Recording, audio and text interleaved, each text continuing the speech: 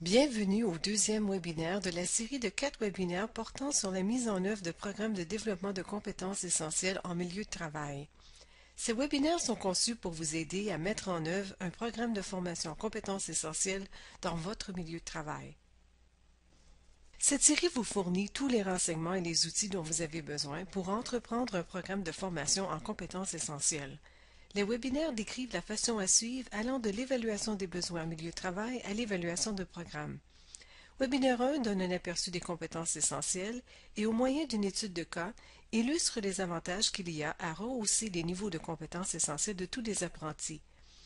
Webinaire 2 décrit la façon de déterminer les besoins en compétences essentielles de votre organisation et des employés en particulier.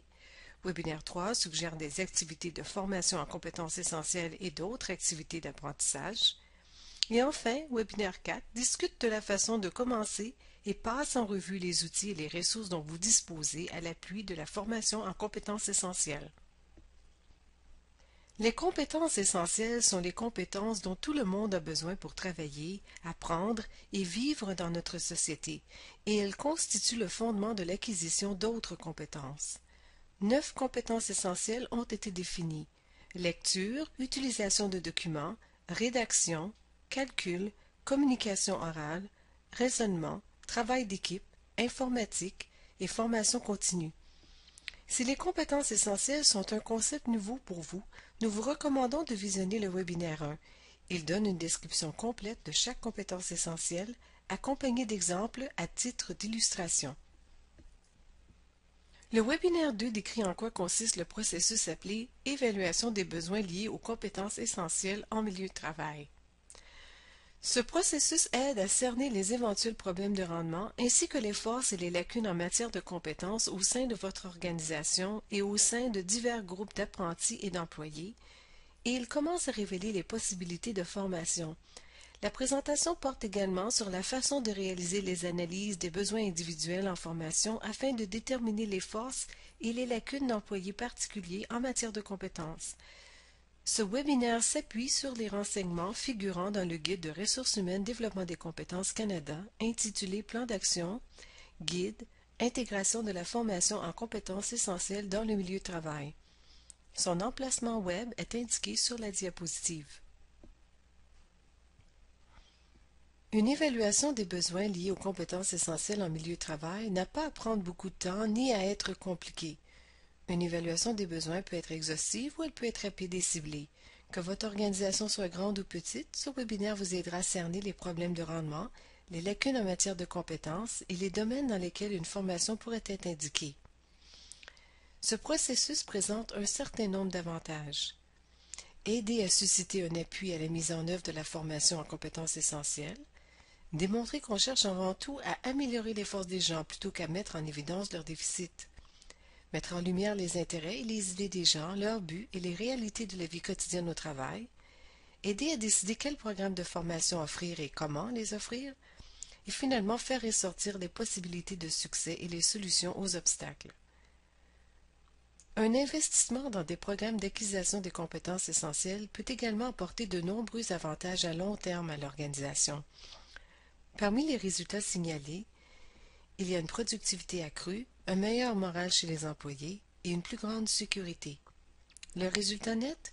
Une formation en compétences essentielles peut avoir un puissant effet positif sur votre organisation et sur les employés particuliers.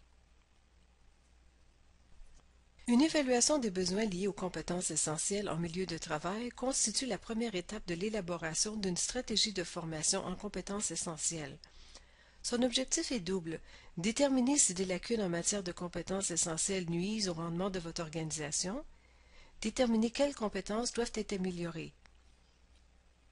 L'évaluation permet de recueillir des renseignements sur les forces et les lacunes de votre organisation et des employés particuliers en matière de compétences, de même que les besoins et les priorités de formation. Examinons maintenant en quoi consiste une évaluation des besoins liés aux compétences essentielles en milieu de travail.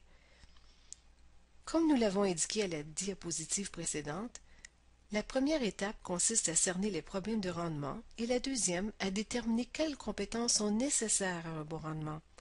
Les écarts entre les compétences requises et les compétences qu'on possède indiquent où des programmes de formation pourraient se révéler nécessaires.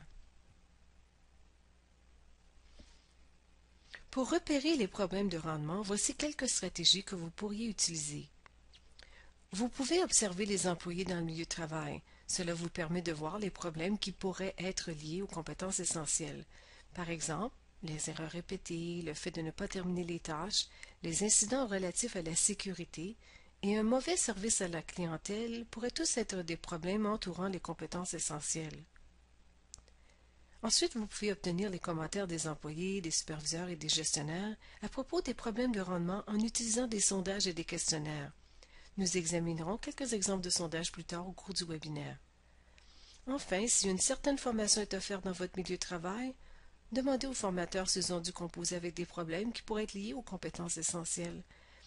Par exemple, ils ont peut-être remarqué que des employés ont de la difficulté à lire et à comprendre la matière du cours. Prenons quelques instants pour examiner les outils de sondage dont on dispose pour cerner les problèmes de rendement dans le milieu de travail. Un certain nombre d'entre eux se trouvent sur le site web des compétences essentielles de Ressources humaines, Développement des compétences Canada, à l'adresse mentionnée sur la diapositive. Il importe au plus haut point que tous les résultats de l'évaluation servent uniquement à déterminer les priorités de formation. Vous devez veiller à ce que les résultats des employés particuliers restent confidentiels. N'utilisez et ne communiquez que les résultats agrégés. L'évaluation des compétences essentielles pour les organisations est un bon point de départ. Elle vous aide à examiner les niveaux actuels de compétences essentielles au sein de votre organisation ou dans des programmes d'apprentissage particuliers. Cet outil englobe les 9 compétences essentielles et nous vous suggérons de remplir à tout le moins les parties lecture, rédaction, utilisation de documents, calcul, informatique et communication orale. Vous n'avez pas à les remplir tout d'un coup, mais plutôt au fil du temps. Pour illustrer la façon d'utiliser l'outil, examinons l'évaluation des compétences essentielles en matière de lecture. Vous pouvez voir qu'il y a des listes d'énoncés d'évaluation qui se rattachent à une variété de tâches de lecture.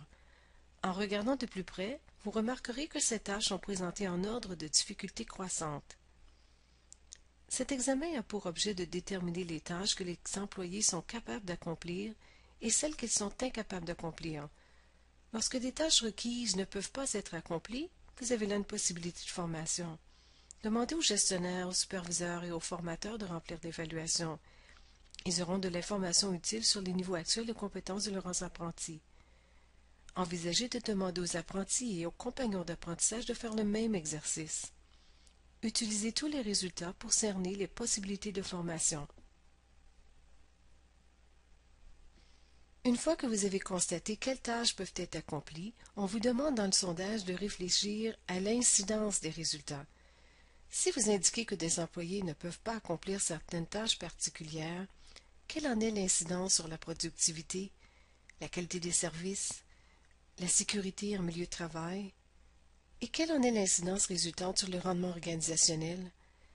L'évaluation des compétences essentielles permet de cerner les éventuels problèmes de rendement dans votre milieu de travail et vous fournit un argumentaire en faveur de l'établissement de programmes et d'activités de formation en vue de corriger les problèmes. Cet outil d'évaluation englobe les 9 compétences essentielles. Nous vous invitons à examiner chacune d'entre elles pour mieux comprendre comment elles sont définies et les genres de tâches qu'elles supposent. Un autre outil de Ressources humaines Développement des compétences Canada que vous pouvez utiliser pour repérer les problèmes de rendement est l'examen du milieu de travail. Cet outil aide les employeurs à obtenir des commentaires des employés sur les compétences essentielles. Les résultats permettent aux employeurs de mieux comprendre les besoins de leur organisation en matière de formation. L'outil Examen du milieu de travail permet d'interroger les employés et les apprentis sur les compétences essentielles et leur travail. Ils doivent indiquer quelles sont, selon eux, les compétences les plus importantes pour faire leur travail et les compétences pour lesquelles ils ont besoin de formation, et ils répondent à d'autres questions sur leur formation actuelle. Le but de cet examen est de découvrir la formation dont les employés jugent avoir besoin. La comparaison des résultats avec ceux que produisent d'autres outils d'évaluation permettra de clarifier et de confirmer les possibilités de formation. Comme nous l'avons mentionné précédemment, seuls les résultats agrégés doivent être utilisés et communiqués. Les résultats des employés particuliers demeurent confidentiels. L'outil d'examen doit seulement servir à déterminer les priorités de formation. Un troisième outil d'évaluation au milieu de travail est le sondage sur le lieu de travail. Il aide les employeurs à cerner les points forts, de même que les éventuelles lacunes en matière de compétences essentielles à l'égard desquelles une formation pourrait être utile. Ce sondage n'est pas conçu pour l'évaluation de particuliers. Les répondants sont des gestionnaires et des superviseurs à qui on demande de plutôt réfléchir à des groupes d'apprentis ou d'employés dans un service donné. Le sondage sur le lieu de travail contient une série d'énoncés qui sont liés aux perceptions qu'a le gestionnaire ou le superviseur des niveaux d'aisance des apprentis à accomplir des tâches associées aux 9 compétences essentielles. Par exemple, l'énoncé « Les employés sont à l'aise avec des directives écrites » est inclus à la section lecture du sondage. Les répondants choisissent une réponse selon une échelle à 4 points allant de fortement en désaccord à totalement d'accord. Une fois l'exercice terminé, il s'agit d'additionner les notes. Une note faible peut indiquer le besoin d'améliorer certaines compétences essentielles dans le milieu de travail. Pour obtenir un portrait d'ensemble plus juste des lacunes et des possibilités de formation en compétences essentielles, vous pouvez comparer les résultats des répondants au sondage avec les résultats collectifs que produisent d'autres outils d'évaluation. Si certains énoncés ne s'appliquent pas à votre organisation, vous pouvez les remplacer par n'importe quel des énoncés supplémentaires fournis à la fin de chaque section ou créer de nouveaux énoncés qui correspondent mieux à votre organisation. Maintenant que vous avez cerné les éventuels problèmes de rendement dans le milieu de travail, la prochaine étape consiste à déterminer les compétences essentielles requises dans le milieu de travail. À cette fin, il faut déterminer les compétences essentielles utilisées dans l'exercice des emplois qui existent dans votre milieu de travail, se renseigner sur les compétences essentielles requises pour différentes professions, réaliser des sondages officiels ou officieux auprès des employés, des superviseurs et des gestionnaires afin de déterminer les principales tâches liées aux emplois. Pour déterminer les lacunes en matière de compétences, vous devez d'abord savoir quelles compétences sont nécessaires. Voici quelques stratégies permettant de déterminer les compétences requises dans le milieu de travail. Vous pouvez examiner les descriptions de travail internes pour savoir quelles compétences y sont précisées. Vous pouvez examiner les profils de compétences essentielles sur le site web de Ressources humaines Développement des compétences Canada afin de connaître les compétences essentielles qu'exigent les professions existantes dans votre milieu de travail. Enfin, vous pouvez mener des sondages auprès des employés, des superviseurs et des gestionnaires pour déterminer les compétences qu'ils jugent nécessaires pour exercer les emplois. Ces sondages peuvent être officieux ou officiels. Lorsque vous avez une idée des problèmes de rendement et des compétences requises par l'organisation, vous commencez à avoir une idée des possibilités et des priorités de formation. Le Bureau de l'alphabétisation et des compétences essentielles de Ressources humaines Développement des compétences Canada a mis au point un certain nombre d'outils qui décrivent les compétences essentielles qui exigent divers métiers. Le plus important de ces outils est le profil des compétences essentielles. Les compétences essentielles énoncées dans le profil de compétences d'un métier peuvent servir de point de référence avec lequel comparer les compétences que possèdent déjà les employés. Vous pouvez alors concevoir un programme de formation permettant de combler les déficits en compétences que vous découvrez. Les profils associés aux différents métiers se trouvent sur le site web de Ressources humaines Développement des compétences Canada à l'emplacement indiqué sur la diapositive. Maintenant que vous avez une compréhension des niveaux de compétences essentielles qu'exigent les métiers ciblés, vous pouvez vous servir de ces connaissances pour évaluer les employés particuliers afin de déterminer s'ils ont les compétences requises pour donner un bon rendement. Cela se fait au moyen d'une analyse des besoins individuels en formation. Non seulement une analyse des besoins individuels en formation aide les apprentis à déterminer les compétences qu'ils doivent acquérir, mais ce qui importe tout autant, elle leur permet de voir les compétences qu'ils possèdent déjà.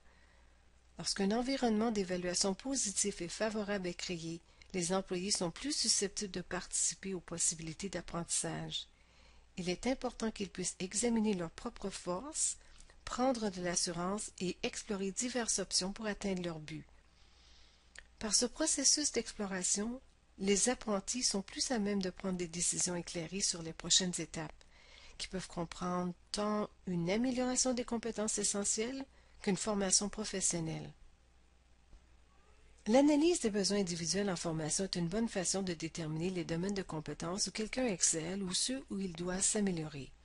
Il s'agit d'abord de comparer les compétences de la personne à celles qu'exige l'emploi, ce qui fait ressortir toute lacune à combler ou compétences à améliorer. Il s'agit ensuite d'explorer les buts à long terme de l'employé. Avec ces deux renseignements en main, il est possible d'élaborer un plan de formation personnalisé. L'analyse sert de base à l'élaboration de plans de formation individuels et en agrégeant les résultats de toutes les analyses des besoins individuels, vous pouvez élaborer un programme qui améliorera le niveau global de compétences essentielles au sein de votre organisation. Ce diagramme illustre le fait que le profil des compétences essentielles est au cœur de l'analyse de la formation individuelle. C'est le point de référence servant à la mesure des forces et des lacunes des apprentis en matière de compétences pour des rôles actuels ou éventuels. Il peut servir de base au plan de perfectionnement personnel et à la formation ciblée. Les lacunes individuelles peuvent être regroupées en rapports collectifs à partir desquels prendre des décisions au sujet de la formation et d'autres stratégies qui renforceront les compétences et réduiront les déficits en compétences. Un certain nombre d'outils relatifs aux compétences essentielles peuvent contribuer à l'analyse des compétences des particuliers. Nous vous recommandons d'obtenir les conseils d'un expert en compétences essentielles pour déterminer quels outils conviendraient le mieux à votre situation particulière. Quoi qu'il en soit, les outils d'auto-évaluation mis au point par Ressources humaines Développement des compétences Canada qu'on trouve sur le site web submentionné sont utiles. Ils aideront les apprentis à réfléchir aux domaines où leurs compétences sont solides et à ceux dans lesquels ils aimeraient voir une amélioration. Nous examinerons brièvement deux de ces outils d'auto-évaluation, auto-évaluation de la lecture, indicateur de la capacité de lecture, guide à l'intention des employeurs. L'outil auto-évaluation de la lecture est l'un des outils que vous trouverez sur le site. On y demande d'abord aux particuliers d'évaluer ce qu'ils croient être leur capacité à accomplir des tâches particulières. Peuvent-ils le faire? Peuvent-ils le faire un peu? Ou sont-ils incapables de le faire? À la deuxième page de l'auto-évaluation, on demande aux répondants d'énumérer les tâches qu'ils ont la certitude de pouvoir accomplir et celles où ils aimeraient améliorer leurs capacités. Les résultats servent à créer un plan de perfectionnement personnel et ils sont agrégés afin qu'on puisse établir les forces de certains groupes et les domaines où une formation se révélerait nécessaire. Lorsque les résultats sont comparés aux tâches qui exigent le travail, il est facile de relever les points améliorés. L'outil indicateur de la capacité de lecture est l'un de plusieurs outils de type indicateur qu'on trouve sur le site. Il y en a d'autres pour la capacité de calcul et la capacité d'utilisation de documents. Comme leur nom le suppose, ces outils donnent une indication des niveaux de compétences essentielles. Il ne s'agit pas d'un outil d'évaluation, mais plutôt d'un outil de formation qui vous aide à déterminer les compétences qu'il pourrait y avoir lieu d'améliorer. Les employeurs qui utilisent cet outil pourront obtenir des renseignements utiles sur les compétences que les apprentis utilisent en milieu de travail, définir les besoins de formation actuels des apprentis, renforcer la formation en milieu de travail en ciblant l'amélioration de certaines compétences. Comme vous pouvez le voir, les niveaux de compétences sont indiqués par les réponses aux questions. Il s'agit ici d'un exemple d'une tâche de lecture de niveau 2 de l'outil indicateur de la capacité de lecture. Les questions décrivent les tâches réelles à accomplir en milieu de travail pour diverses professions, mais il n'est pas nécessaire d'avoir des compétences spécialisées pour y répondre correctement. Cela étant dit, il est important de se rappeler que l'indicateur n'est qu'un outil et qu'il doit servir à déterminer les possibilités de formation et non les capacités d'une personne. Bref rappel, les résultats individuels doivent toujours rester confidentiels. Peu importe l'outil que vous utilisez, le succès de l'analyse de la formation individuelle repose sur la qualité du processus. Voici les principaux points à garder à l'esprit. Avant de demander aux apprentis et aux employés de remplir les outils sélectionnés, expliquez les buts, les objectifs est la raison d'être de l'analyse de la formation et des programmes de formation aux compétences essentielles. Il s'agit uniquement d'établir les priorités de formation en déterminant les forces et les lacunes en matière de compétences. Expliquer comment l'information sera utilisée. Elle sera confidentielle et seuls les résultats agrégés seront utilisés. Une fois qu'ils ont terminé l'analyse de la formation, demandez-leur s'ils ont d'autres questions ou commentaires. Enfin, rassurez-les encore une fois sur la confidentialité des réponses individuelles. Maintenant que vous avez réuni les renseignements nécessaires, vous pouvez commencer à examiner les possibilités de formation et d'apprentissage. En utilisant l'évaluation des compétences essentielles pour les organisations, vous avez cerné un problème de rendement. Par exemple, la section A ou le service B a de la difficulté à traiter les bons de travail de façon uniforme, et de nombreux apprentis et employés ont besoin de plus de supervision et de directives pour accomplir des tâches, ou bien de la difficulté à suivre les instructions et les procédures écrites de manière uniforme. Ensuite, vous avez pu rattacher le problème de rendement à des compétences essentielles particulières en examinant les résultats agrégés des outils d'auto-évaluation et des indicateurs de compétences qu'ont remplis les apprentis et les employés du service. Les résultats ont indiqué que les apprentis avaient de la difficulté à traiter des bons de travail, utilisation de documents et rédaction, et qu'ils avaient parfois de la difficulté à suivre les instructions et les procédures écrites, lecture et peut-être calcul. De plus, il se peut que vos évaluations aient révélé si le problème de rendement se situe au niveau d'un particulier ou d'un groupe. Tous ces renseignements peuvent servir à déterminer quelle est la formation requise et qui en a besoin. Ce tableau simple tiré du guide Plan d'action mentionné plus tôt au cours de la présentation peut servir à faire un suivi des problèmes entourant les compétences essentielles relevées par des observations et des évaluations en milieu de travail.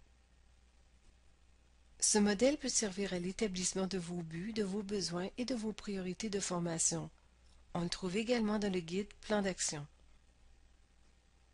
Un projet bien réfléchi aide à coordonner les efforts, à prévenir les dépassements de budget et de calendrier et à assurer l'utilisation appropriée des ressources. La consultation, la communication, des politiques appropriées et la formation sont d'importants facteurs de réussite. Les employeurs qui ont entrepris des initiatives axées sur l'acquisition des compétences essentielles ont révélé d'autres facteurs de réussite. Des champions en milieu de travail ayant de la crédibilité et de l'influence, le besoin de changement perçu par les dirigeants principaux, la participation de tous les intervenants à toutes les étapes, l'élan soutenu, la formation appropriée de tous les participants, un financement approprié et finalement, la pleine compréhension des objectifs et du processus d'évaluation par les participants. Nous venons de finir le webinaire 2 sur l'évaluation des besoins liés aux compétences essentielles en milieu de travail et l'analyse des besoins individuels en formation. Le troisième webinaire de la série porte sur la détermination des programmes et des activités de formation et la façon de mener une évaluation de programme. Nous vous remercions d'avoir assisté à cette présentation et nous espérons que vous avez trouvé l'information utile.